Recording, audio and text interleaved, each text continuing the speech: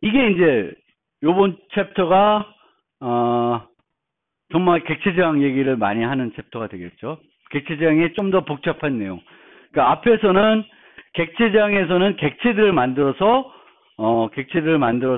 프로그램을 한다. 그리고 객체는 상태, 행위, 식별자를 가진다. 그리고 객체를 우리가 프로를 정의하기 위해서 클래스를 정의한다. 그래서 클래스를 정의할 때 사용하는 간단한 문법들을 좀 설명드렸고, 함수를 정의할 때 여러분들이 알아두셔야 하는 것들을 설명드렸어요. 지금부터는 이번 챕터에서는 우리가 만드는 클래스들을 한 프로그램 만들 때 클래스를 하나만 만들지 않고 여러 개를 만들 것이고, 객체도 하나만 생성하지 않고 여러 개를 생성할 겁니다. 그러면 이들 객체들 간에 어떤 관계가 있을 거고, 클래스 간에도 어떤 관계가 맺어집니다. 그것에 대한 얘기가 이겁니다. 그래서 클래스 간의 관계, 객체들 간의 관계 이렇게 나눌 수가 있는데, 클래스 간의 관계에는 크게 두 종류가 있어요. 상속이라는 관계가 있고 구체화라는 관계가 있습니다. 그래서 C++ 배우신 분은 상속은 잘 이해하는데 구체화는 좀 생소할 거예요. 그래서 어쨌든 상속이나 구체화는 서브 클래싱이라는 개념입니다. 기존에 뭔가 있던 거를 활용해서 새로운 걸 만드는, 새로운 클래스를 만드는 거고요. 얘네들은 정적 관계를 가진다 그래요. 코드를 수정하지 않는 한 이 두 클래스의 관계는 변하지 않아요. 그런데 객체들 간의 관계는 사용하는 관계, 포함하는 관계로 크게 나눌 수 있는데 동적 관계입니다. 그러니까 프로그램이 실행되는 동안에 바뀔 수 있어요. 바뀔 수 있어요. 예를 들면 게임에서 어떤 캐릭터가 무기로 칼을 갖고 있다가 그러면 현재 캐릭터라는 객체가 칼이라는 객체를 갖고 있는 거죠. 그런 관계를 갖고 있다가 내가 새로운 무기를 집었어요. 그래서 이 칼을 버렸어요. 그러면 칼하고의 관계는 이제 떨어진 거죠. 그리고 나는 또 새로운 무기를 갖고 있는 거죠. 이 객체가. 그래서 변할 수 있다. 객체들 간의 관계는 프로그램을 수정하지 않아도 프로그램의 자연스럽게 흐름을 진행되는 동안에 수시로 바뀔 수가 있습니다. 객체들 간의 관계는. 동적 관계라 그래요. 얘는 정적 관계. 사용하는 관계, 포함하는 관계. 그럼 예시로 들어보면 요게 상속 관계입니다. 상속 관계. 클래스를 만들어 놓고 그 클래스를 이용해서 새로운 클래스를 작성하게 됩니다. 애완동물이라는 게 있고 이 애완동물을 이용해서 뭘 만들었어요? 강아지를 만들었습니다. 그래서 자바에서는 상속할 때 extens라고 하는 키워드를 써요. 요 클래스 정의할 때 나는 뭘 확장해서 만들겠다? pet이라는 걸 확장해서 만들겠다. 그래서 강아지와 pet은 상속 관계에 있습니다. 강아지의 부모 클래스는 뭐예요? pet이 되는 거고 pet의 자식 클래스에는 강아지라는 게 있는 거예요. 그럼 이렇게 상속 관계를 만들게 되면 뒤에 설명하지만 장점이 뭐가 있을까요? 얘를 정의하는데 얘는 요것들 다 가지고 있죠. 가지고 있지만 여기다가 중복해서 정의 안 하죠. 코드 중복이 없어지네. 코드 중복이 안 되는 거죠. 그런 면이 있습니다. 그리고 그것만 있는 게 아니라 이렇게 우리가 모델링 하면은 나중에 강아지를 처리할 때 강아지라는 리모컨을 처리하지 않고 뭐로 처리할 수 있어요? 애완동물이라는 리모컨으로 강아지를 처리할 수 있습니다. 그러면 확장성 있는 코드를 만들 수가 있어요. 애완동물이라는 리모컨은 강아지를 처리하다가 또 뭘 처리할 수도 있을까? 고양이를 처리할 수도 있고 거북이를 처리할 수도 있고 다양한 것들을 처리할 수 있습니다. 범용 프로그램이 되는 거죠. 그리고 폴리모피즘이라는 개념을 실행이 되는 거예요. 그래서 이렇게 서브 클래싱 하면 얻을 수 있는 장점은 상속할 땐 강아지를 구현할 때도 이득이 있고 왜? 코드를 다시 안 써도 되니까 공통적으로 가진 코드는 또 얘를 처리할 때 강아지를 처리하는 게 아니라 pet이라는 걸 처리해가지고 범용 프로그래밍 다양성을 할 수 있습니다. 그걸 통해서 뭐가 사라진다? 제가 뭐가 사라진다 그랬어요? 객체장에서. 조건문이 사라질 수 있습니다. 그러니까 펫이 뭘 가리키고 있냐? 고양이를 가리키고 있으면 야옹거릴 거고 강아지를 가리키고 있으면 멍멍하게 됩니다. 그거를 if문으로 구분 안 해도 되는 거예요. 얘가 고양이를 가리키고 있으면 야옹, 요거 누르면 야옹거리고 요거 누르면 얘가 멍멍이 가리키고 있으면 멍멍거릴 겁니다. 그 다음에 얘가 구체화예요. 구체화인데 오픈어블. 오픈이라는 메소드를 가진 애들을 묶어줄 수 있어요. 그러면 여기에는 어떻게 돼 있어요? 메소드를 뭐만 하고 있어요? 선언만 하고 있죠. 선언만 하고 있어요. 오픈. 그럼 얘를 오픈을 구현하고 있어요. 여기서 오픈 구현하고 있습니다. 그러면 이 경우에는 윈도우를 구현할 때 별로 도움되는 게 없어요. 그렇죠? 얘는 여기 있는 코드들을 다 물려받으니까 되게 편하죠. 근데 이 경우에는 물려받은 게 하나도 없어요. 그냥 나한테 의무만 주는 거예요. 오픈을 정의하라고 하는 의무만 주는 거예요. 근데 이렇게 놓으면 또 뭐가 돼요? 뭘 쓸 수 있어요? 얘랑 마찬가지로. 윈도우를 처리할 때 윈도우란 리모컨을 안 쓰고 뭘 이용할 수 있어요? 오픈어블이라고 하는 리모컨을 이용할 수 있습니다. 그럼 이 리모컨으로는 창문도 열 수 있지만 뭐도 열 수 있어요? 문도 열 수 있고 서랍도 열 수 있고 다 열 수 있게 되는 거예요. 그래서 이런 이득이 있어요. 그래서 상속은 이즈의 관계, 논리적으로 연결이 되는 애들을 묶어줄 때 쓰는 거고, 보통 구체화는 논리적이진 않지만 서로 묶는 게 코드 공유할 게 없지만 같은 이름을 가지고 있는 애들을 다양성을 이용해서 프로그램하고 싶을 때 묶어줄 수 있는 게 구체화입니다.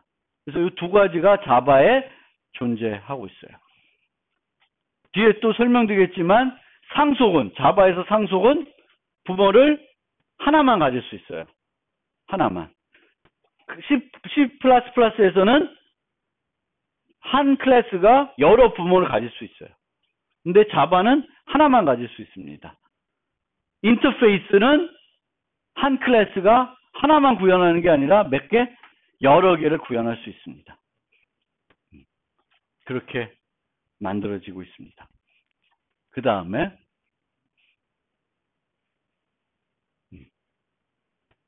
그 얘기예요. 그래서 한 가지만 더 얘기하면 인터페이스는 what과 how를 구분해 준다. 뭘 할 수 있는지는 인터페이스에 정의되어 있지만 그것을 어떻게 하는지는 인터페이스는 정의하지 않고 있어요. 그것을 정의해야 될 책임은 누가 갖고 있냐? 클래스가 갖고 있습니다. how. 문을 여는 거. 얘가 하는 거예요. 문을 열 수 있는 거는 여기 정의되어 있지만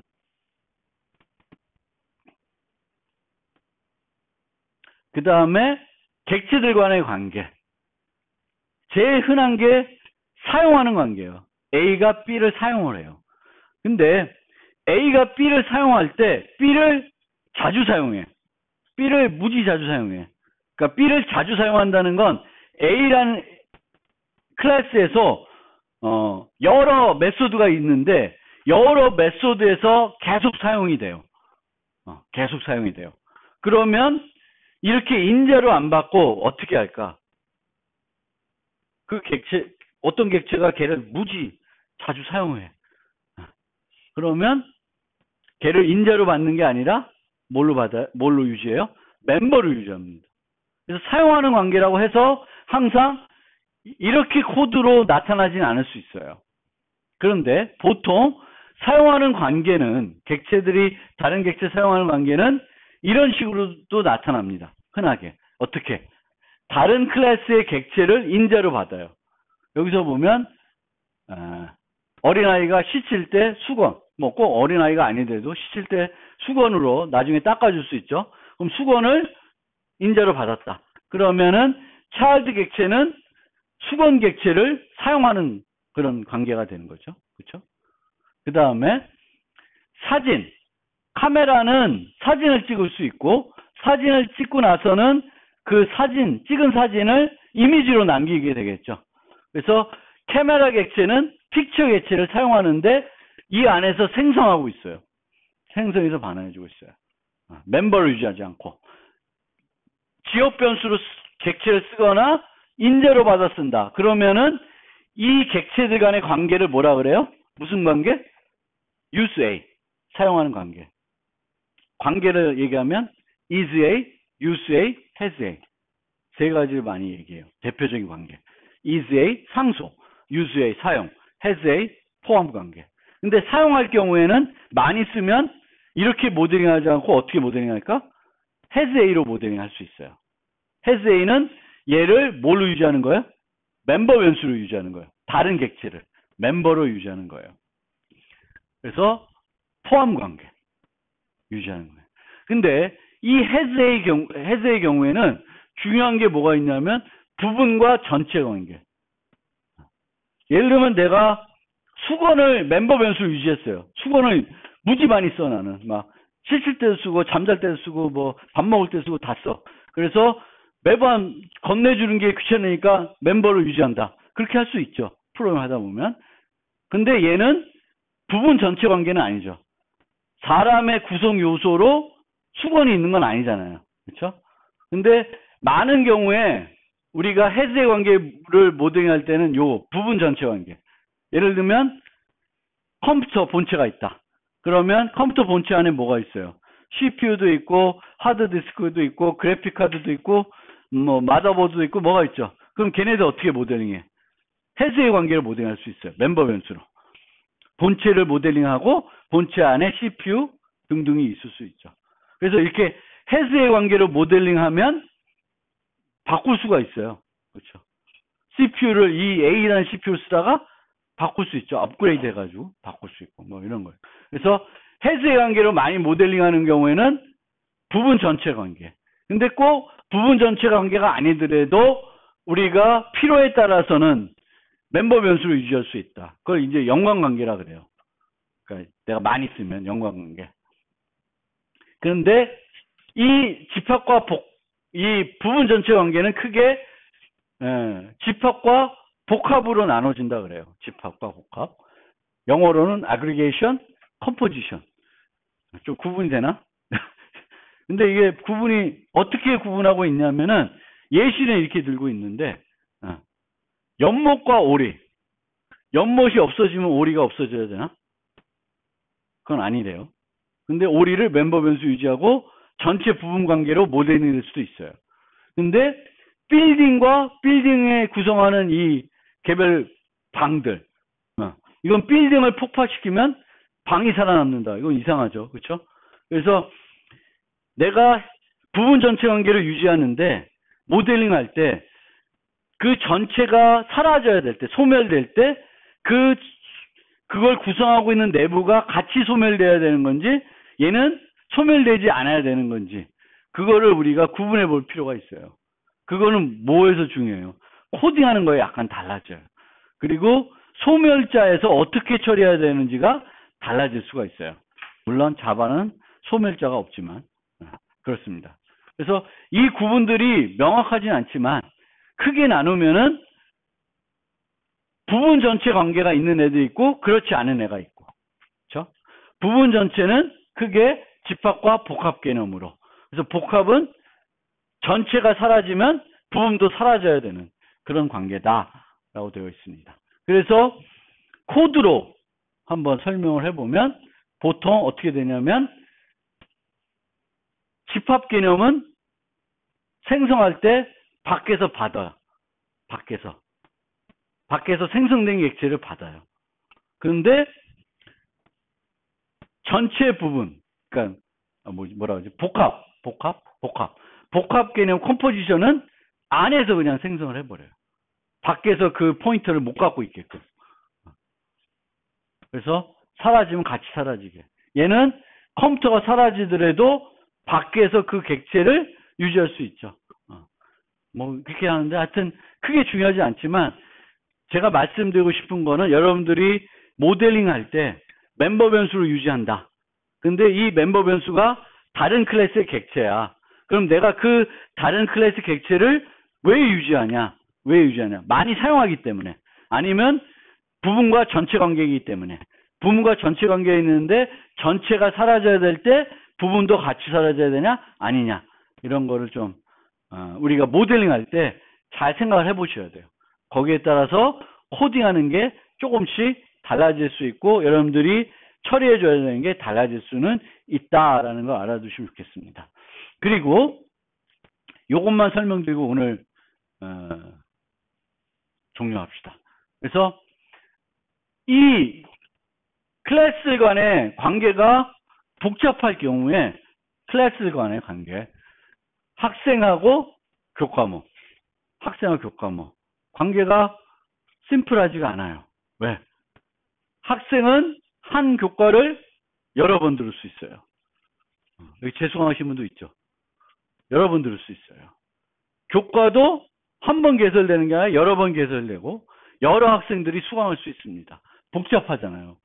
그거를 여기 두 개 다 넣으려고 그러면 되게 복잡해요. 그래서 어떤 두 개의 클래스가 있는데 두 개의 클래스 간의 관계가 있어요. 근데 이 관계가 다대다 되게 복잡해요. 그러면 어떻게 하냐? 별도 클래스 하나 만드는 거예요. 관계 정보를 유지하는 클래스를 만들면 돼요. 그레이드라는 클래스 여기 만들어서 얘도 그레이드를 유지하고 나는 자바에 대해서 그레이드 객체가 몇 개 있을까? 재수강했으면 두 개 유지하고 있겠죠.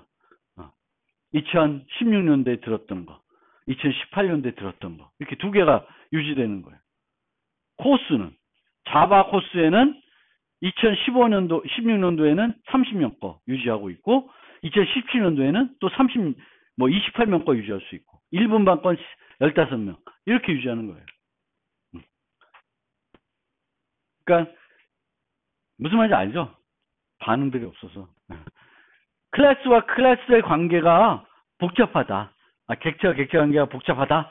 그러면 그 복잡한 거를 조금 더 추상화하는 방법으로 뭘 할 수 있다?